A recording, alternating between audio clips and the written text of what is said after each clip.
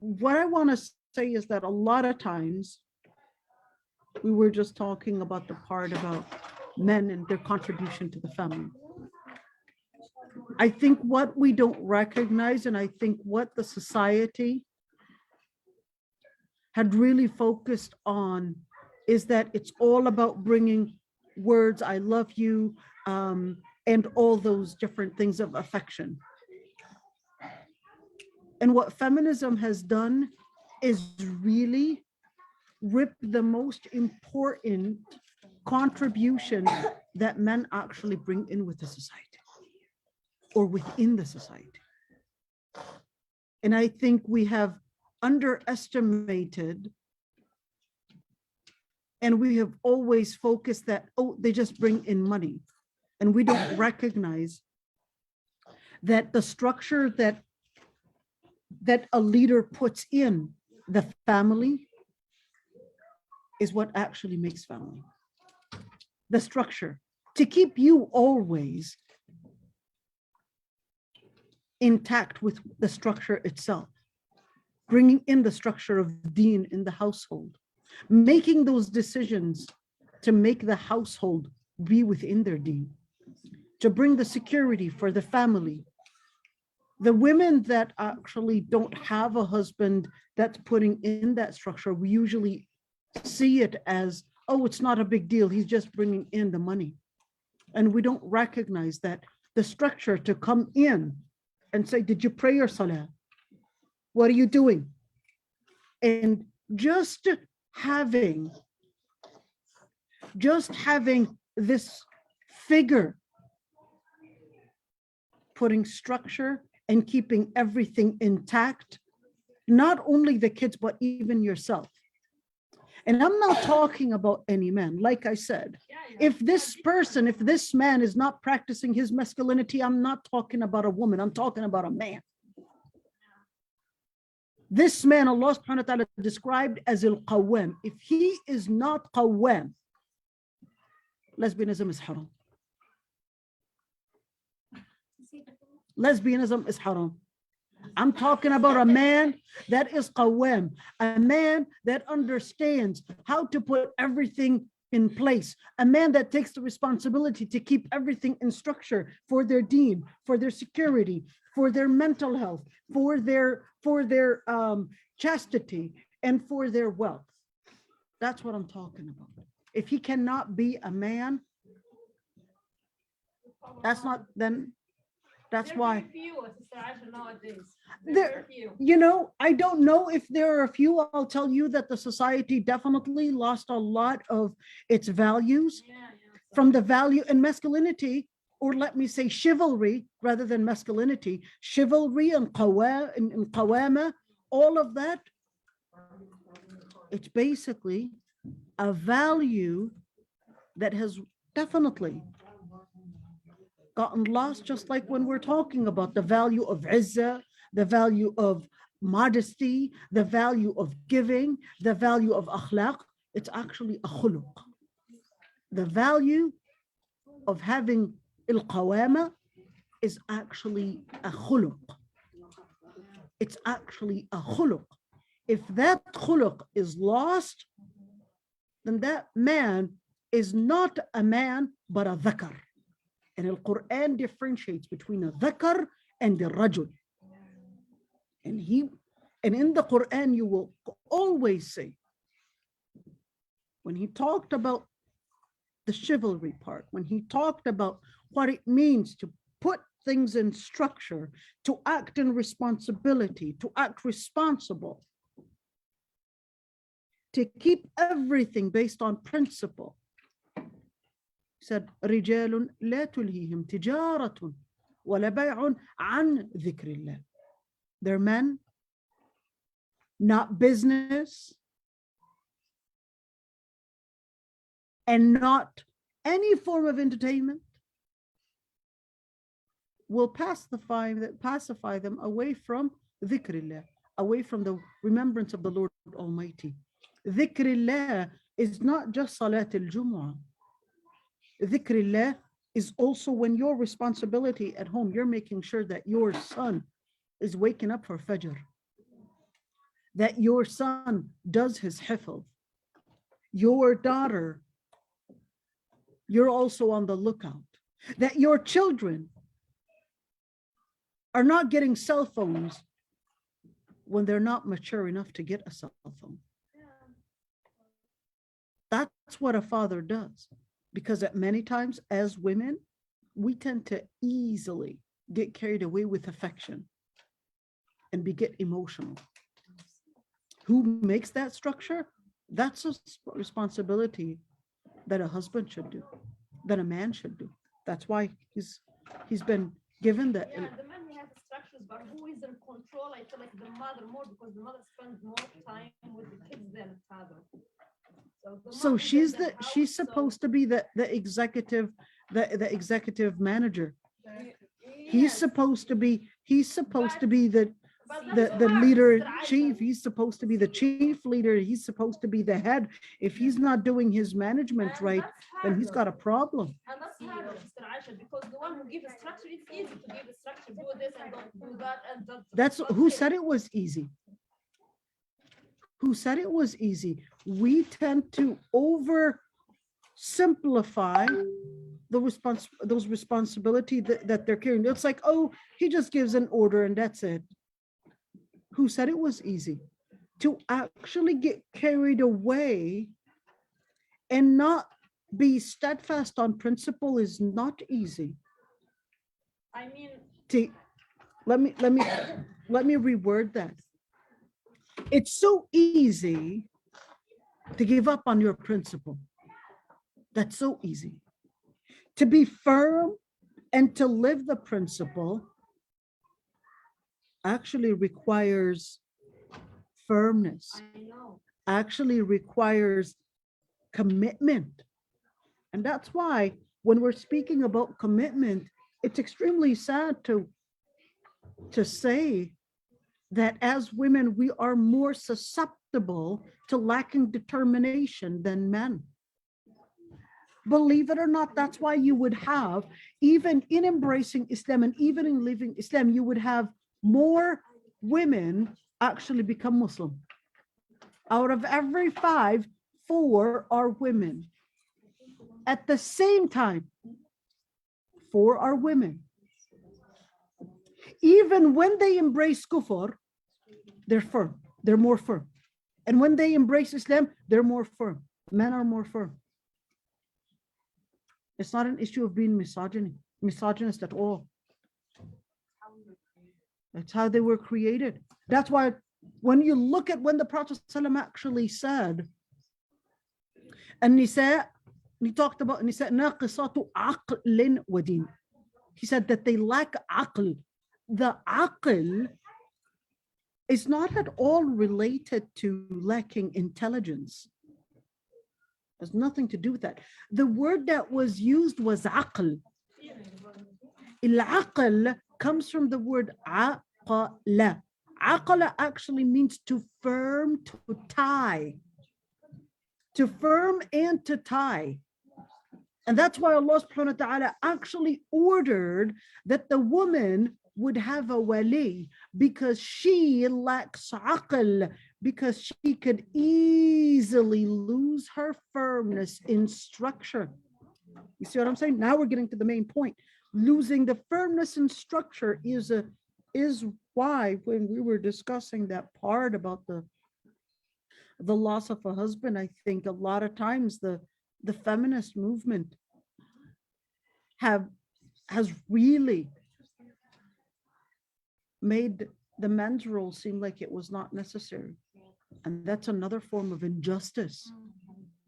Because justice is not about being myopic. When you want to speak of justice, you want to speak of the justice as a whole and as individuals.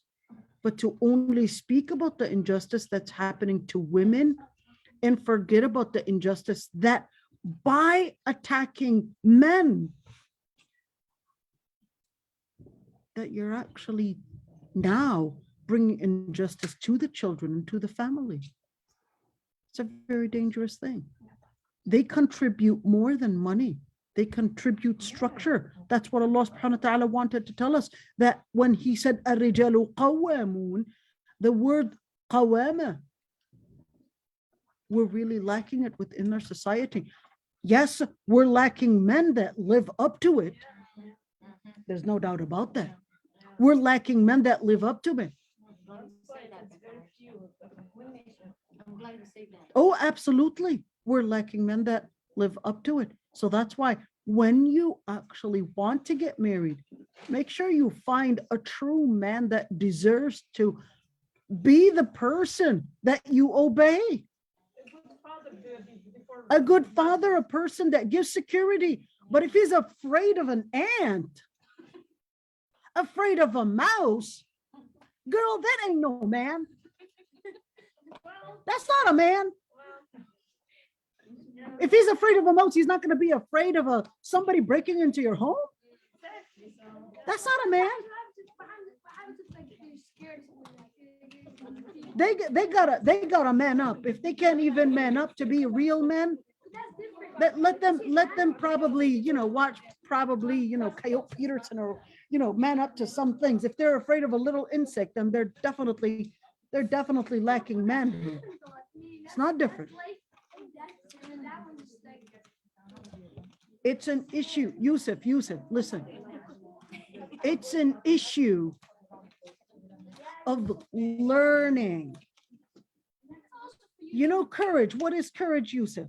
It's an issue of learning how to balance which fear is more worthy of my focus.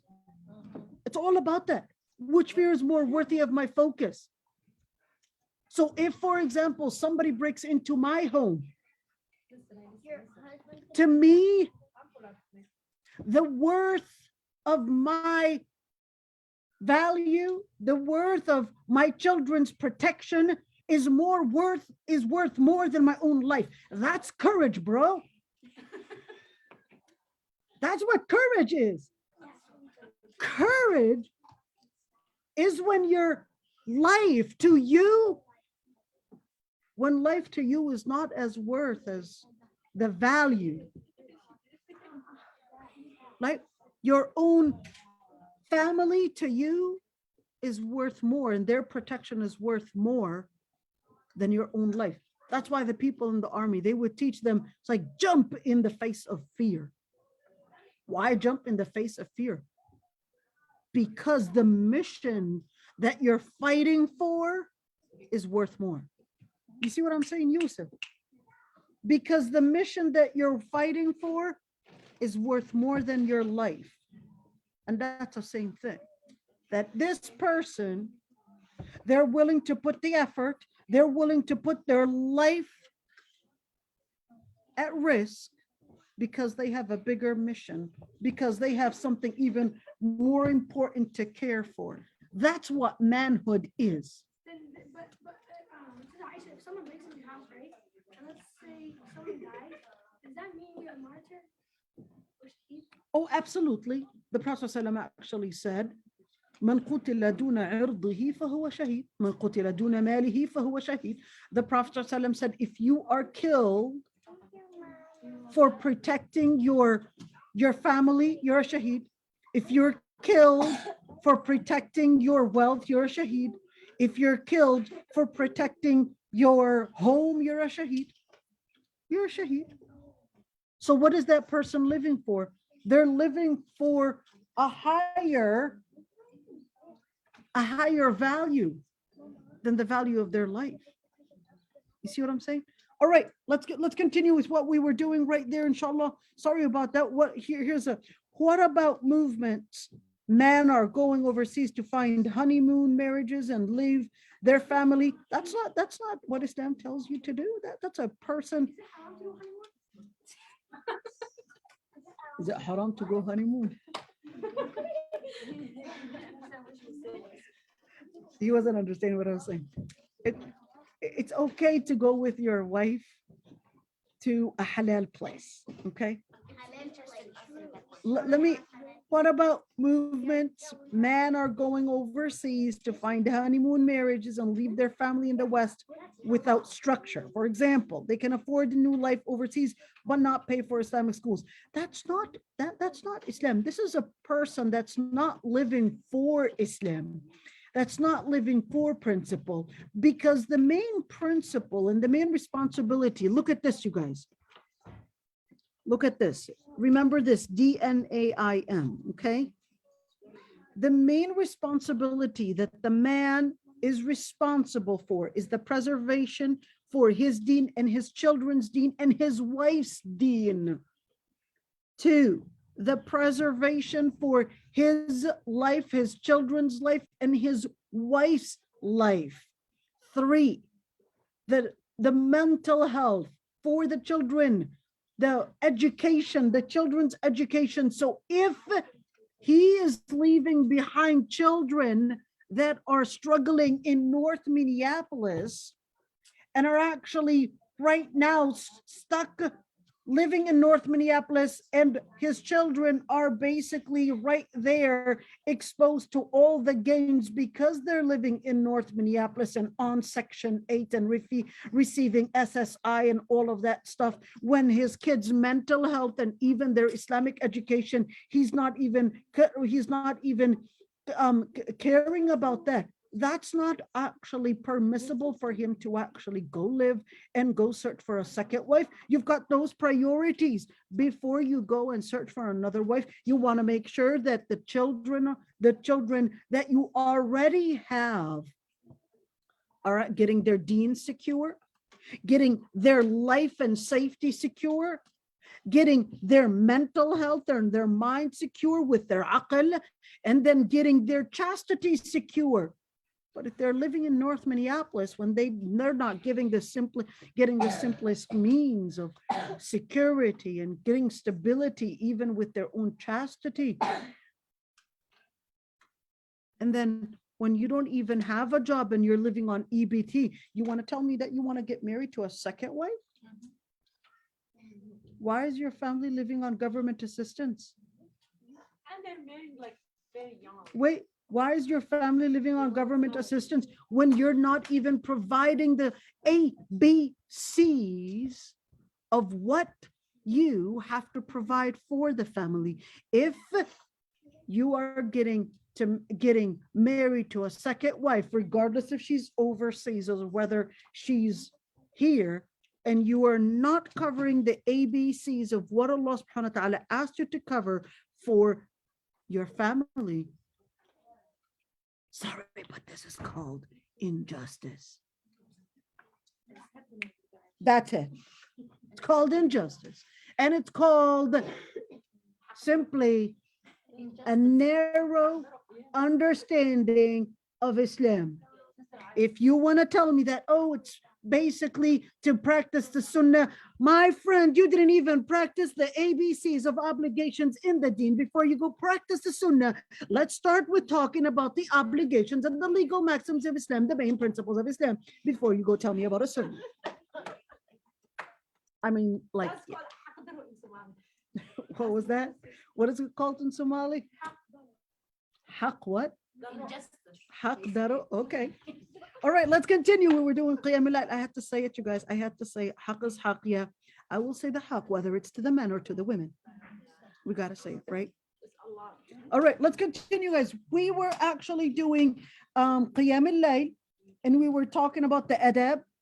All right, we're talking about the adab, and we said to first have the intentions. We also talked about wiping your face when you first wake up, kind of massaging your face when you first wake up. And we mentioned also this dua right there. And we also said to start with warm up of 2 rak'ahs.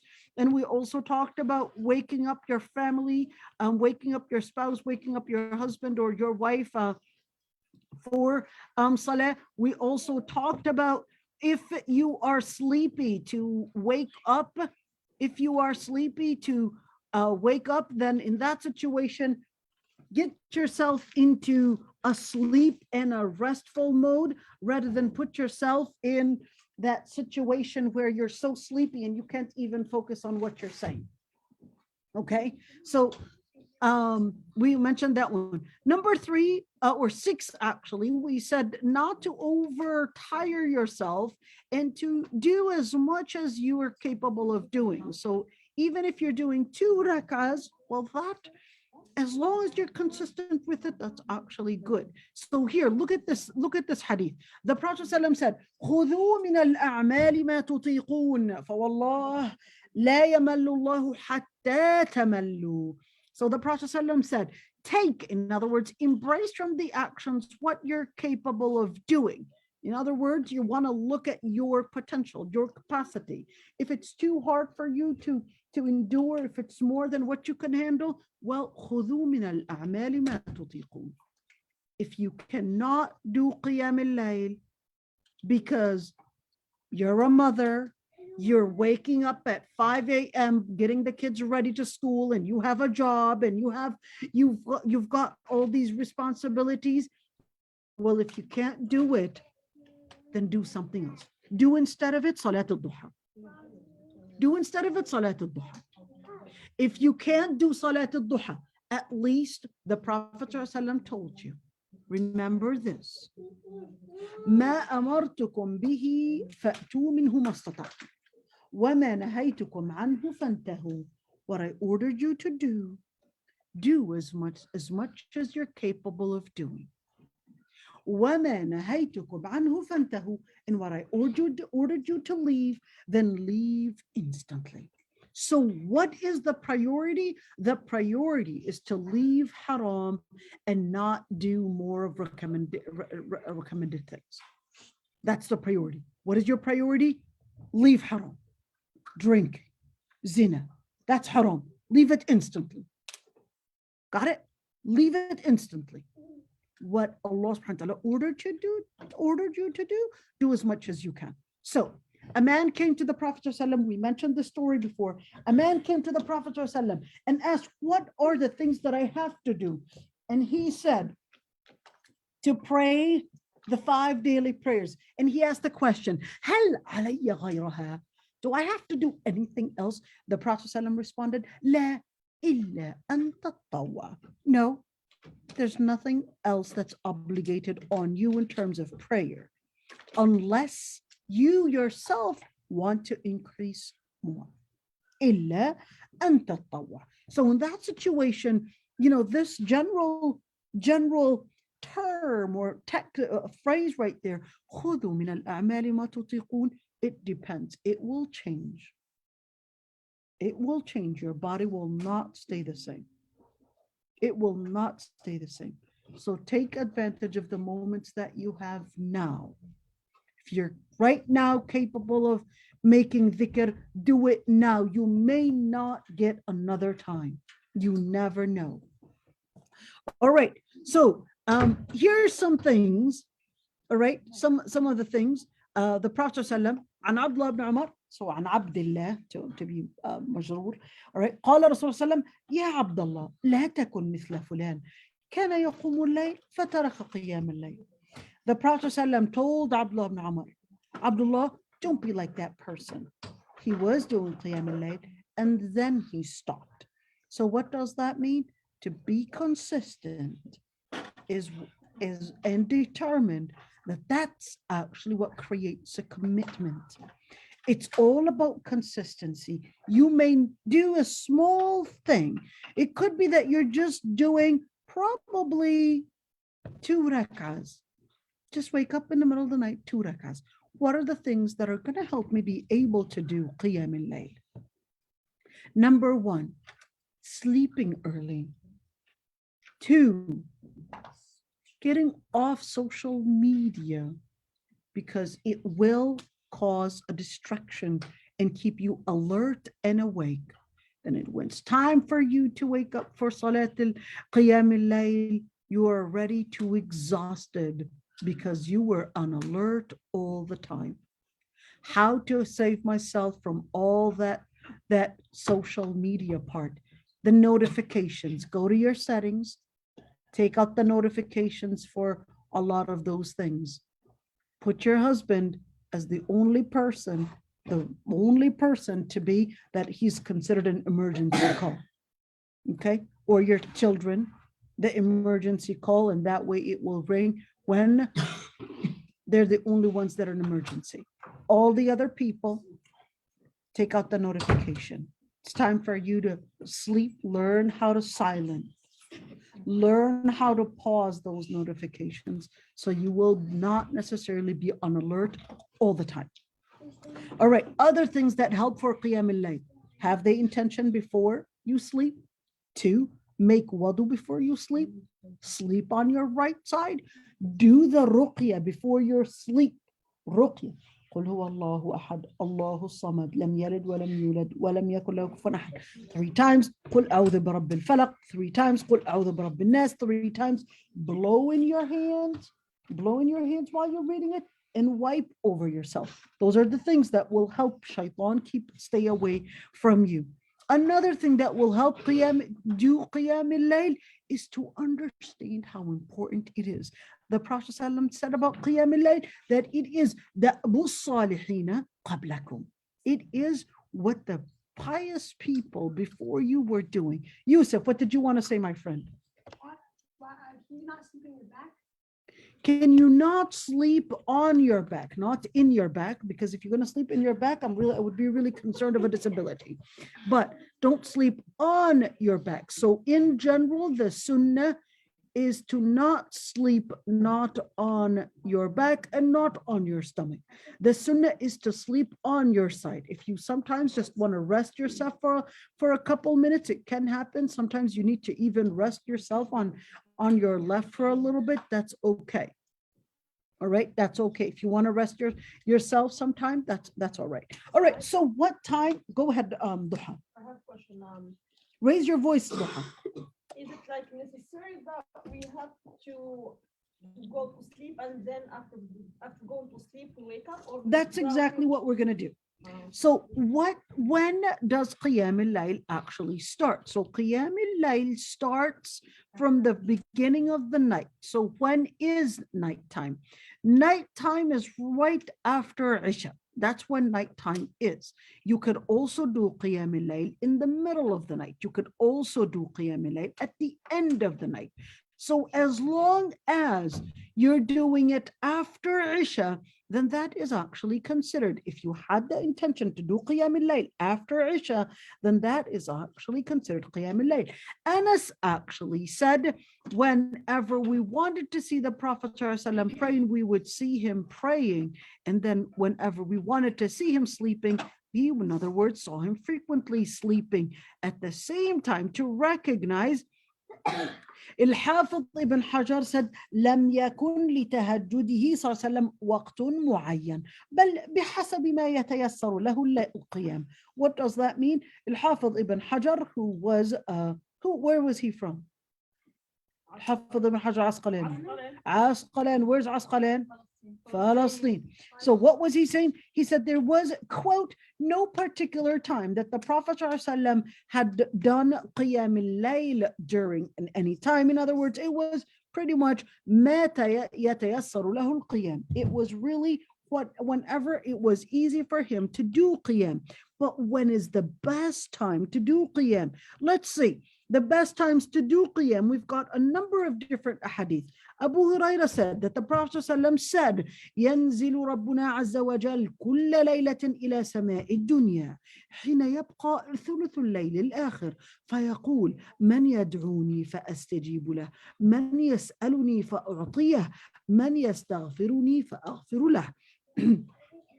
You could see in this authentic hadith narrated by Bukhari and Muslim and others that the Prophet ﷺ actually said that the Lord Almighty would ascend every night to the skies of this dunya, to the skies of earth basically, until حين يبقى ثلث الليل الآخر.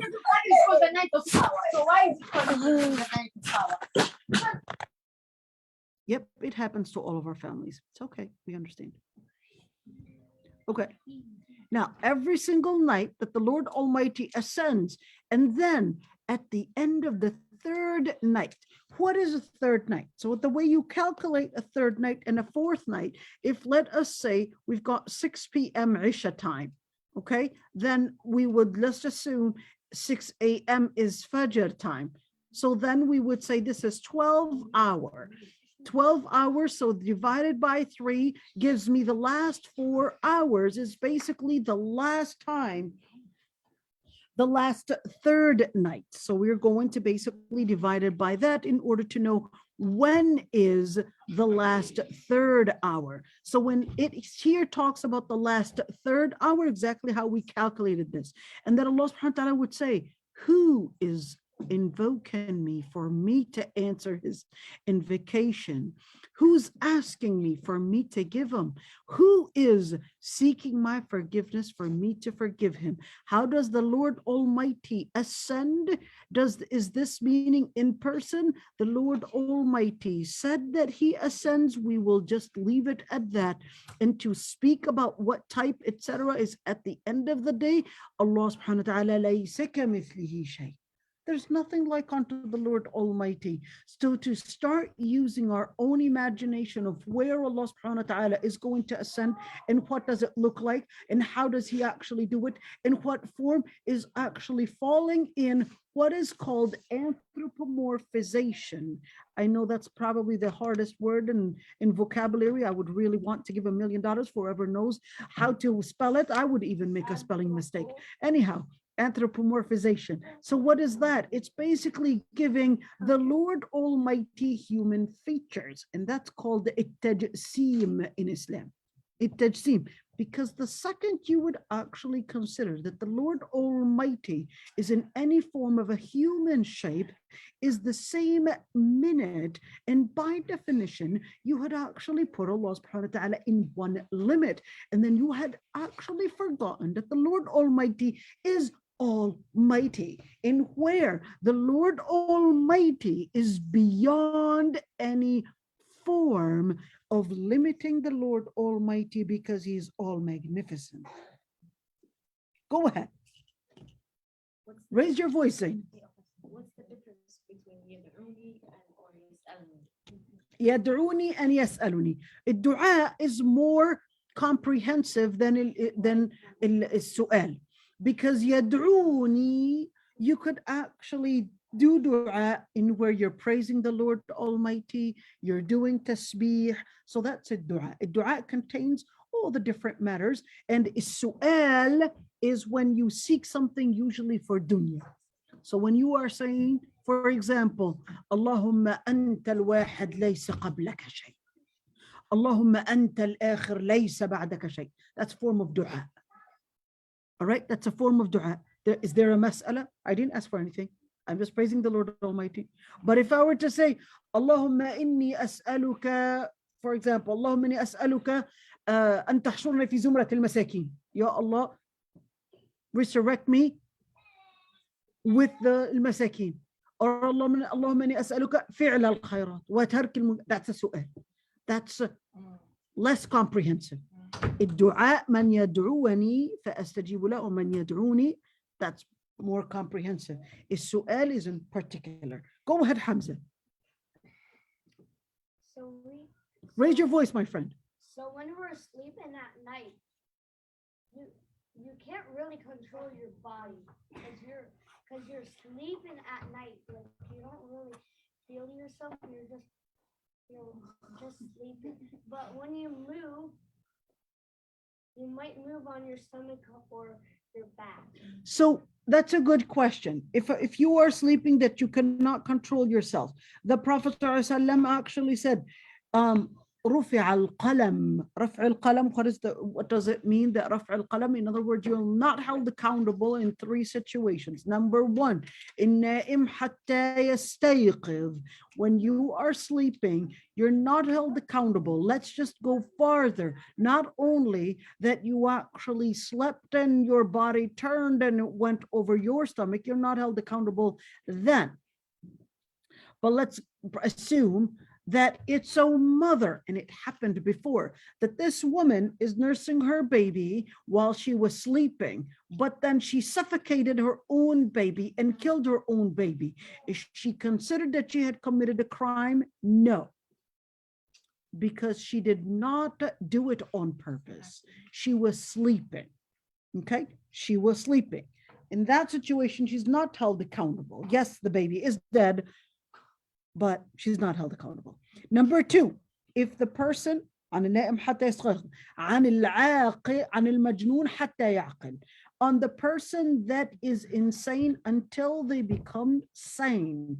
So if a person loses their mind, in other words, they become probably all of a sudden, it can happen to any of us. All of a sudden, they don't even recognize what year we're in. All of a sudden, they can't even recognize their own name. This person is right now a majnoon. حتى يعقل, until their mind becomes sane again. Number three, عن الصبي حتى يبلغ. عن الصبي حتى يبلغ.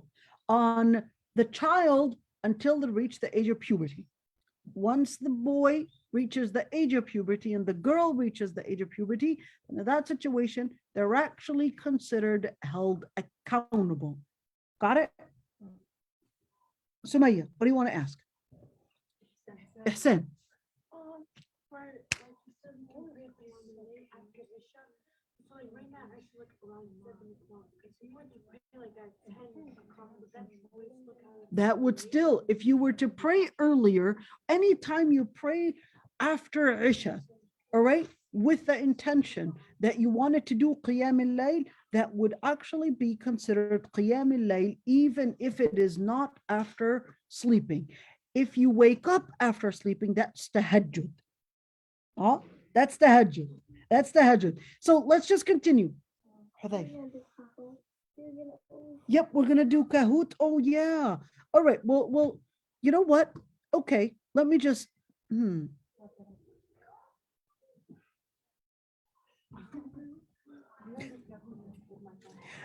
We have class at 3, so. Yeah, class at 3. Okay. I actually wanted. Well, how about with Layl? We gotta finish that one. All right. So, Amr ibn Absa.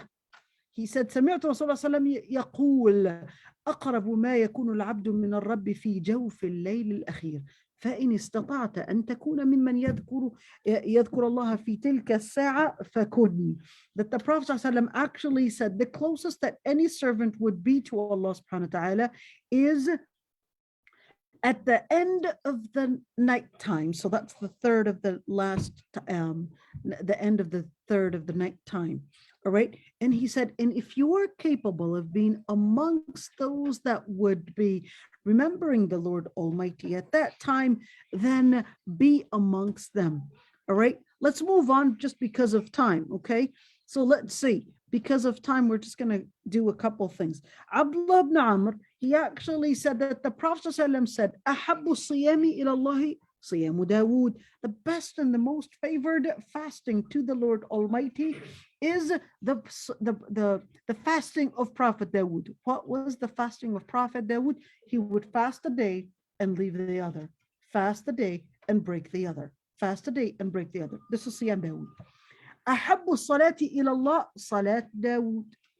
And the best of the prayers of that were done is basically the prayer of Prophet Dawood alayhi salam. How was he praying? I like that they put semicolon right there. كان ينام نصف الليل ويقوم ثلثه وينام سدسه وكان يصوم يوما ويفطر يوما. He would pray half the night and then he would the other third, he would actually wake up to pray. And then he would sleep the other sixth. And then he would fast one day and break the other day.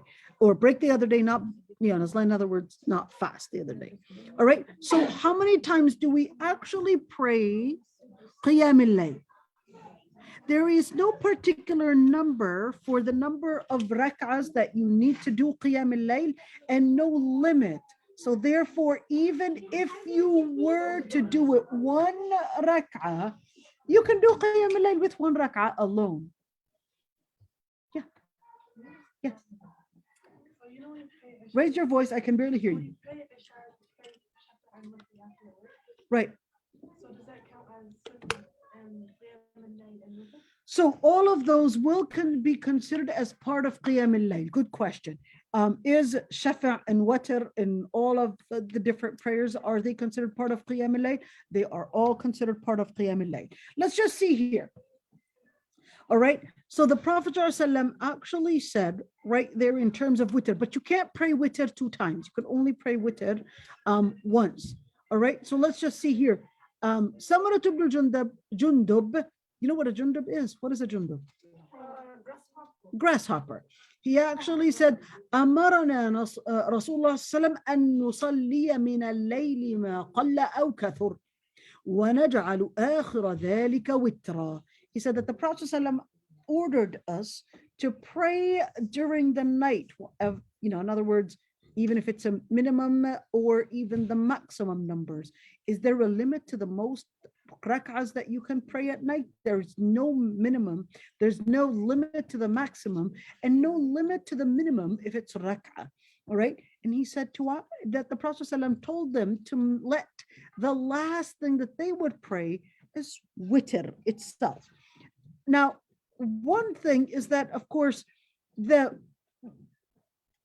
women, they always were really hoping, it's like, oh, I wish I can go for the Kaaba and pray there. This hadith will really bring you excitement. Let's just see this hadith, especially that we don't always get the opportunity to travel, right? Right? Yeah. Let's see this hadith. صلاة في مسجدي تعدل ب10,000 صلاة. Or تعدل ب10,000 صلاة. That the salah in the Masjid al-Nabawi is equivalent to 10,000 salahs. وصلاة في مسجد الحرام تعدل ب100,000 صلاة. And a salah in al-Masjid al-Haram is equivalent to 100,000 prayers. So 10,000 prayers is equivalent in al-Masjid, the Prophet ﷺ's masjid. والصلاة بأرض الرباط تعدل ب2,000 صلاة. The salah أرض الرباط. Where is أرض الرباط? Palestine. Is it in Palestine? Well, أرض الرباط, it can be exclusive to Palestine and it can be more inclusive to include any, for the army, there are certain areas that are considered the high risk areas, like they're on the borders with the army, with the enemy. Those are the places of ribat, the nearest to the enemy. The nearest to the enemy is called ribat. The place is kind of like the most dangerous zone. All right. تعدل ب2,000 صلاة would be 200,000 prayers, and even more. And he said the 2 rak'ahs, and even more than that, the 2 rak'ahs that the servant of Allah subhanahu wa ta'ala would pray during the middle of the night would even be equivalent to more than all of the above. All of the above. So it's even more than praying in the Kaaba, and more than praying in the Masjid al-Nabawi, and more than praying in al-Masjid al-Aqsa or in a war zone. What was the difference between Masjid al-Nabawi and the Are you serious with that question, Bisharo? No, I got distracted. Masjid al-Nabawi, where's that? That's in Medina. I know, I mean. Al-Kaaba is in Mecca. No, I didn't mean like that. Oh. No, the action. Oh. Sorry. I'm like, it's like, is she serious? Bisharo especially, I'm like, there's no way.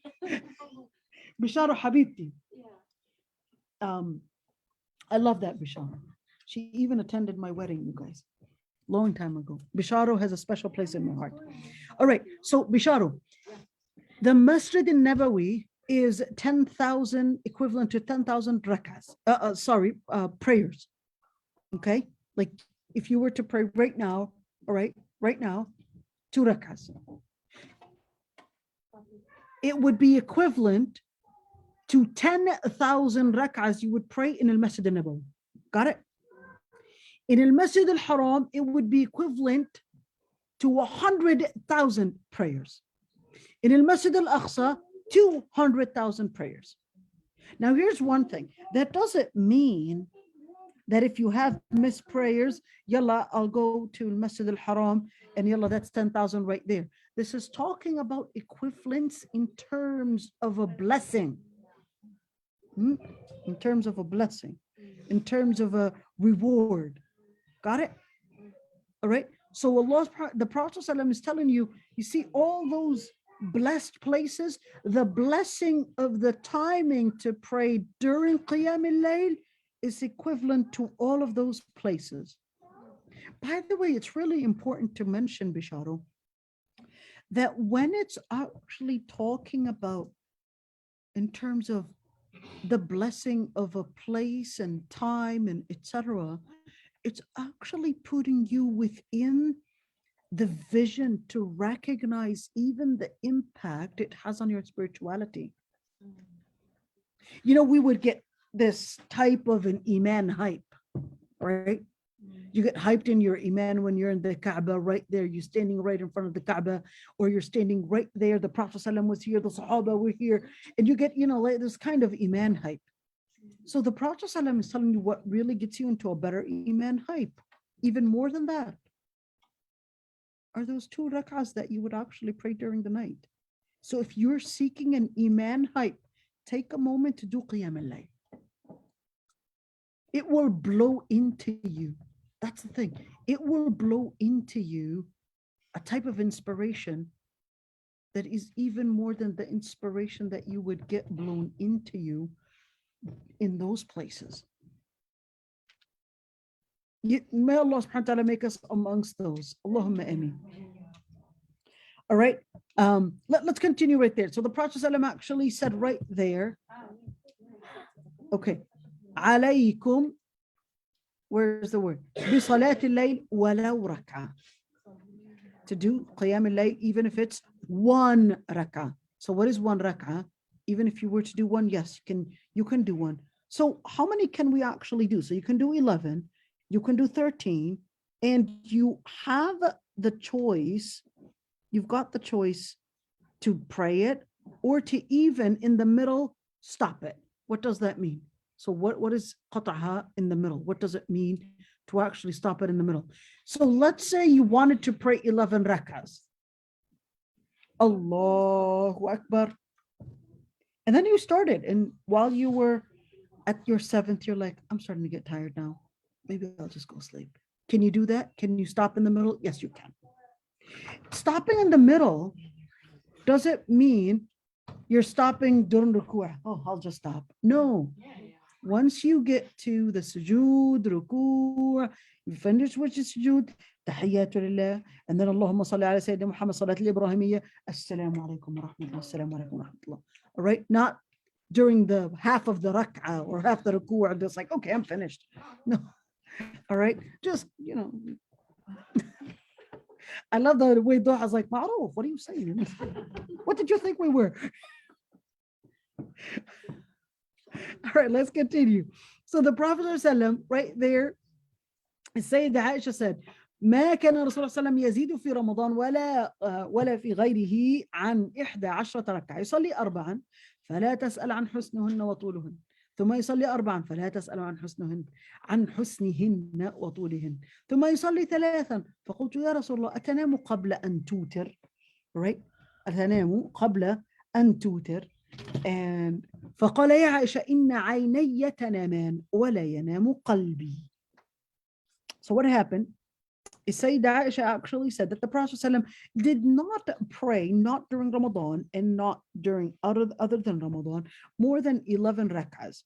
Said he would say pray 4, and he said, you know, they were very long and very beautiful. When she says husni an husnihinna wa tulihin, al-husn is to mean perfection. So it's not talking about beauty. Okay. This is talking about perfection. In other words, it's not like going really quick and not even focused.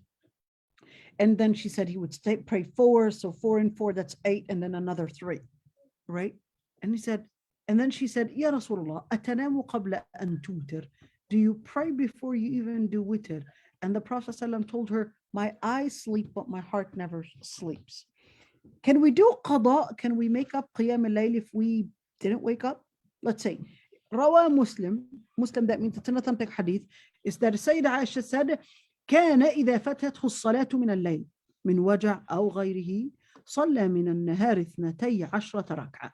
That the Prophet ﷺ, whenever he misses the prayer at night, whether due to pain or any other circumstance that might have occurred, the Prophet ﷺ would pray during the daytime 11 rak'ahs to make up. And that's why the Prophet ﷺ, I love this hadith. من نام عن حزبه أو عن شيء منه فقرأه ما بين صلاة الفجر وصلاة الظهر كتب كأنما قرأه من الليل. What does that mean? Whoever oversleeps, al-hizb is basically a portion of Quran that they used to read, or even if it's a smaller portion. And they would read it between Fajr and Dhuhr. Allah subhanahu wa ta'ala would record it for them as if they had actually read it during the night. And there's another hadith that means the same as this. Let's just say you were coming to a prayer, or you were donating, or doing any good deed, and then all of a sudden you got sick, you can't do it anymore. Or something happened to you, you can't do it anymore. Allah subhanahu wa ta'ala would actually regard it for you as if you were actually doing it. You know what that means? Even when you didn't do it, it's kind of like the malaika actually doing it on your behalf and still recording it. She's still at the masjid, but she's not there. Yeah, but that's because she stopped coming, not because she doesn't want to come. She used to come, but because she got sick. But the malaika, check, she was there. She was attending halaqah. She can't attend anymore. Check, we're still going to consider her that she was attending the halaqah. She was reading Quran. She all of a sudden got too ill to read. Malaika, she read Quran today. Ya salam. Rahim. Rahim. This is amazing. Amazing. Rahmat Rabbi. All right. What we'll do, because of time, and I know that these young ladies have to leave, and so do you guys, check. It's like we finished our pages. Inshallah, ya Rabbi. So I'll be happy to answer any questions before we leave. I wanted to do Kahoot with you guys, but I'm so sorry we didn't actually cover the areas that I have the Kahoot prepared for.